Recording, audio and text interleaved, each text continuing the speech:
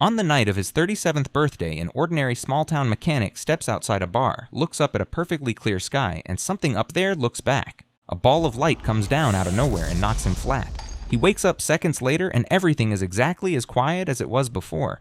Nothing is broken. Nothing is burning. Nobody heard a sound. But the man who stands up is not the same man who fell down. This is phenomenon. It starts in Harmon, Northern California, a small rural town where everybody knows everybody by name. And George Malley is about as ordinary as a man gets. He runs the local auto shop with a young mechanic named Baines and an old Spanish man named Tito. He's got a dog named Attila, and he's got a lettuce problem.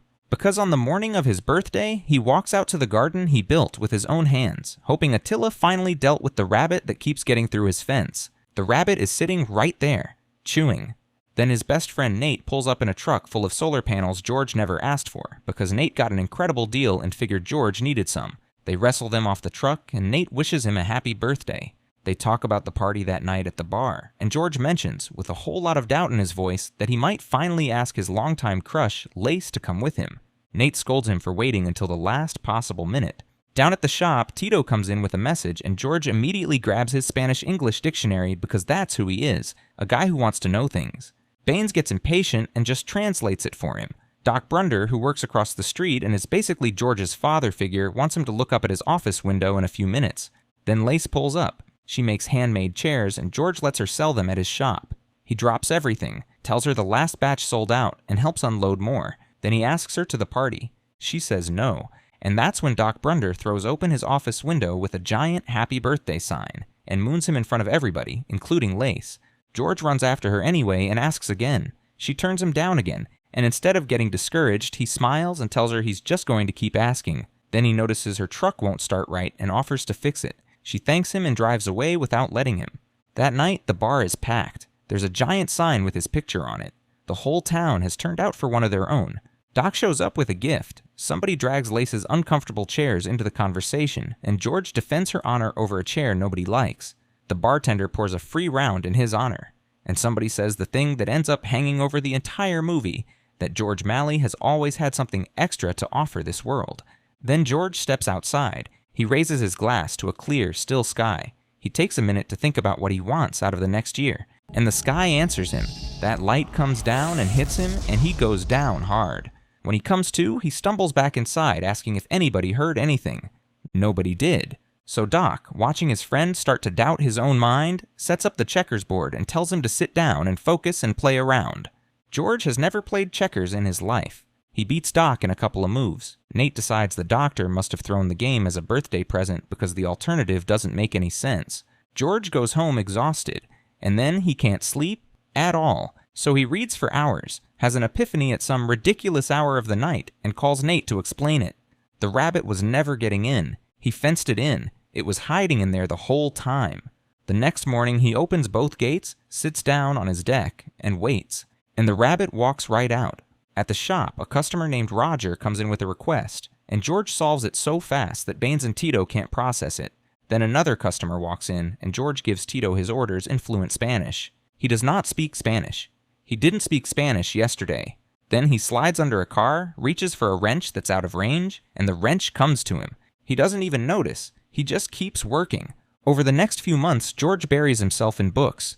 Every discipline he can get his hands on. He researches the solar panels Nate dumped on him and redesigns the whole system to be more efficient. He switches to fertilizer, invents a potent one, and his garden explodes into life. He works out better techniques for Nate's pig farming and sets the whole thing up for him. And none of it is enough. He cannot get full. One evening, he brings a couple of Lace's chairs over to Nate's place as a gift, because George is the only person on Earth who buys them, and he needs somewhere to put them. And while he's there, he catches Nate scanning shortwave frequencies, which is Nate's hobby. George recognizes a Morse code pattern. Nate warns him off. There's an Air Force base nearby. Best to leave it alone. George records it and takes it home anyway, because he genuinely doesn't know what to do with the hours anymore. Puzzles are too easy now. Books are too easy. The nights have gotten very long. Back home, he's reading when he finally catches himself doing it. The telekinesis. And that's the moment it stops being a gift and starts being a question. The next morning, he goes to Doc's office, admits he still can't sleep, and shyly demonstrates what he can do. And Doc, who is a serious man, turns into a wide-eyed kid, making him do it over and over. Then the professional in him comes back, and he promises George he's going to get to the bottom of this. At the shop, Lace shows up with more chairs, thrilled that most of the last batch sold, never knowing George is the only buyer. He proudly shows her tomatoes he grew with his own fertilizer and tries to send them home to her kids. She politely claims she's in a rush and drives off. So George loads the tomatoes into his truck and drives the long miles out to her house anyway. On the way, he spots her kids, Al and Glory, playing in a field and gives them a ride. He stops to pick wildflowers and Glory helps him tie them into a bouquet. He finds Lace out back washing clothes, hands her the flowers, tells her how much fun her kids are, and finally says it out loud. He wants a chance to get to know her. And before she can answer, something changes in his face. He asks to borrow her phone. He tells somebody there are compression waves. He tells them an earthquake is coming. She invites him to stay for dinner anyway. The kids joke around with him. He genuinely loves her cooking. For a couple of hours, it's the life he's been asking for. Then he drives home, and she starts cleaning up, and the earthquake hits. Terrified, Lace loads the kids into the truck and drives straight to George's house demanding to know what is happening to him, and he tells her the truth. He doesn't know where the knowledge comes from, but then she notices a few of her chairs on his porch. She looks closer, and she finds a room full of them. She asked him for one thing, the truth, and the room full of chairs is the proof he couldn't give her even that. A few days later, George finishes decoding the Morse code and goes to Nate's to have him send a reply. Nate tries to talk him into apologizing to Lace and gets nowhere. So George shows him the telekinesis instead, and the two of them sit there trying to work out where any of this comes from and come up empty. Then the town needs him. A Portuguese man who just moved in has fallen ill, and the young boy who arrived with him hasn't been seen since. Doc gets called out, can't get past the language barrier, and sends for George, telling them to bring him with a Portuguese-English dictionary. Meanwhile, at George's house, a seismologist named Dr. John Ringgold arrives, because somebody predicted an earthquake, and he wants to know how. George proudly shows him his projects. Ringgold doesn't care about any of it. He only wants to know if the earthquake was a fluke, and he wants it replicated under controlled conditions. Then Tito comes flying up with the emergency, and Ringgold tags along out of curiosity. 20 minutes in the car. George reads the dictionary the entire way.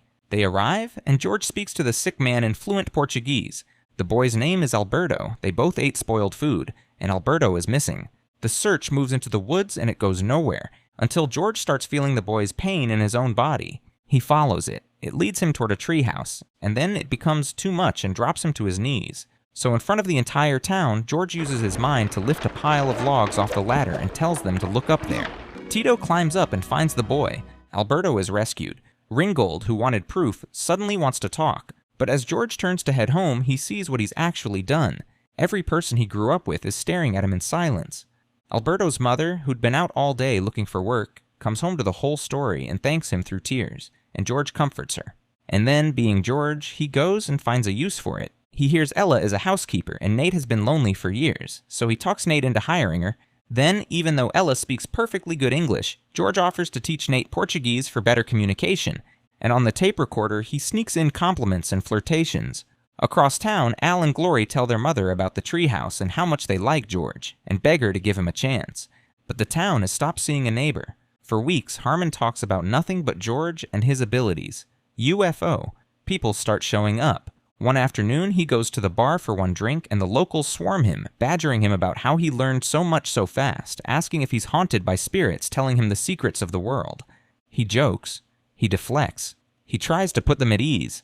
They keep pressing, so he walks out, and outside, he sees Lace across the street. He finds the courage, apologizes for lying about the chairs, and asks her to come with him to Berkeley. He tells her he's scared. She says she'll be outside his shop at noon if she's coming. Meanwhile, Ella arrives at Nate's to sort out her employment, and the normally confident Nate can barely form a sentence in front of her. Then, trying to impress her, he uses his new Portuguese phrases, and accidentally flirts with her. George gets home to find his house crawling with FBI agents. The lead agent, Jack Hatch, wants to know who taught him the cipher, who trained him. Nobody, George says, because it's true. Nate ends up in a cell, terrified, with no idea what he did. George gets put in an interrogation room and handed signals to decode. He tries half-heartedly, tells them it's too complex, refuses, and asks to see his best friend. Because that decoded message he sent back caused the cancellation of a top-secret training exercise and the scrapping of an entire cipher system. Nate gets released. George does not. They keep holding him without charges, claiming he resisted arrest, and hand him to a Dr. Niedorf for testing. Niedorf asks him how old a man born in 1928 would be today, George gives him the years, months, days, hours, and minutes. Then, as the doctor sits there in disbelief, George leans back in his chair and starts moving a pencil without touching it. Niedorf asks if it's a trick pencil. No, George says. He just asked it to move. They hold him overnight. In the morning, Jack drops the hostility completely and offers him a place in the intelligence world. Use that mind for your country. George tells him Harmon is home. He's jumping out of his skin in here. They can't charge him, so they let him go. And then they call Dr. Ringgold and tell him George is a security risk and he's to be given no access to anything or anyone. George gets home that night and goes straight to Lace's house, knocking on her bedroom window like a teenager. She checks on him. She makes sure he's all right. But she's still holding him at arm's length. Heartbroken, he goes to the bar and apologizes to Nate for everything he put him through. And then the locals ask what the FBI did to him. And George snaps. He goes on a tear about what it's actually like, carrying a million ideas at once, and he starts flinging solutions at people. How to fix the parking so nobody gets fender benders. How to fix their lives. He gets louder. He tells them Ringgold canceled the Berkeley trip, and a huge bar window shatters. He didn't touch it. He looks around at the faces of the people he was born and raised among, and what he sees is fear. He apologizes and runs. Days later, Baines quits the shop. Doc Brunder comes by to give him the fatherly support nobody else will, and George can barely let him in the door. The thing that made his life extraordinary has now made it unlivable. He can't even enjoy his garden anymore. So he starts disappearing into nature, standing for hours just watching the tall trees move in the wind, because it's the only thing that quiets his head. Across town, Lace finds out there's a conspiracy theory about George going around the school, and she uses it to remind Al and Glory how it felt when this same town shunned them after their father left. Then she goes to George's house. He's thrilled to see her and immediately tells her his plan. He's going to speak at the library fair, explain himself to everybody, make them stop being afraid of him. But she's looking at the state of him, the exhaustion, the hair, the face, so instead of answering, she offers him a haircut and a shave. And when it's done, that quiet closeness scares her, and she leaves. The library fair sets up a stand holding the thousands of books George has read in the last 2 months. Hundreds of locals gather. Jack is there. The press shows up. Doc and Nate lob him easy questions to start, and George handles them with jokes and breaks the ice. But it turns. They keep dragging it back to the light in the sky. He keeps trying to redirect them, to just share what he's learned in plain language. It gets heated, it gets out of hand. And then George is on the ground in broad daylight, looking up at a clear blue sky, watching that same ball of light come down for him again. The next thing he knows, he's in a hospital bed, staring out the window at tall trees swaying in the wind. Doc walks in, and George's relief dies instantly because he can read his friend's face. Doc can't get the words out. He stalls. He waits. Until Nate and Lace arrive, eyes swollen from crying. And then Doc tells him, "There's a tumor in your brain that's spread out like a hand. Instead of destroying brain function, so far it's been stimulating it. You have more area of active brain use than anybody ever tested. Ever." Doc sits down on the bed beside him and says that for a man who was never a father, he sure feels like he's losing a son. George and Lace spend days at that hospital, holding on to every minute. Then a world-renowned neurosurgeon named Dr. Wellen arrives and asks George's permission to perform open brain surgery, tells him he could be the greatest teacher they've ever had. George says no, so Wellen goes to court, testifies that his patient isn't competent to make his own decisions, overrides him, and has him held at the hospital against his will. Doc is out of his mind with grief. He goes to the bar and does something completely unlike him and starts drinking. And 2 drinks in, he overhears Jimmy and Roger and Baines, men George called friends, men George went out of his way to help, trading theories about how he tricked everybody into believing he was smart. And Doc erupts, asks them what they're so afraid of, what they've got to lose, then tells the whole room exactly where they can go. Meanwhile, in a guarded hospital room, George figures out he's about to spend his last days as a science experiment. So he uses the one thing they wanted to cut out of his head. He invites in an orderly he's befriended named Cal, offers him a pudding spiked with sedatives, waits for him to go under, puts on his uniform, and walks right past the agent at his own door. Back in Harmon, Doc hears the news from a local cop complaining he's been put on alert to hunt George all night. Doc waits until the coast is clear and quietly puts a hole in the squad car's tire. George goes to Nate's first. He hands over research materials for Ringgold. He hands over letters he wrote. He hands over documents on soil for the farm. Then he gets to the door, and he stops, and the 2 of them hold on to each other. Then he runs for Lace's house. Attila is living with her now, and the dog senses him coming from a mile away and comes flying out to meet him. George reunites with Lace and stays the night. In the morning, with the kids helping, he fixes her car, exactly like he promised he would, and while they're all having fun with it, Al asks him the question nobody else will. George tells him he likes this place, he loves the people here. And Al asks, after everything they put you through? So George comforts the kid and teaches him something about treasuring the moment you're actually in. Then Jack shows up with his partner, looking for him. And Lace stands there and reminds a federal agent what's actually happening to this man, and asks him to let George die in peace. Jack calls his partner off, and leaves. Relieved, Lace finds George out in the field behind the house, still working on his ideas. They spend the day together. And that night, once the kids are asleep, the moment she's been dreading arrives. George tells her it's okay, that it's going to be okay. The next morning, Ringgold arrives at the house, learns George is gone, and respectfully collects the research papers so somebody can keep going with what George started. Lace and the kids sit out on the porch and cry and hold on to each other. And then they look up at the tall trees beside the house moving in the wind, exactly the way George used to. A year later, Nate is married to Ella. She's pregnant. He's fluent in Portuguese, and he's running a successful corn farm. He and Alberto run through the corn to meet her at the truck, and they all head into the bar, where the whole town has gathered, to celebrate what would have been George's birthday. So here's what I keep coming back to. The town turned on him the moment he stopped being ordinary. Same people, same man. He just knew too much.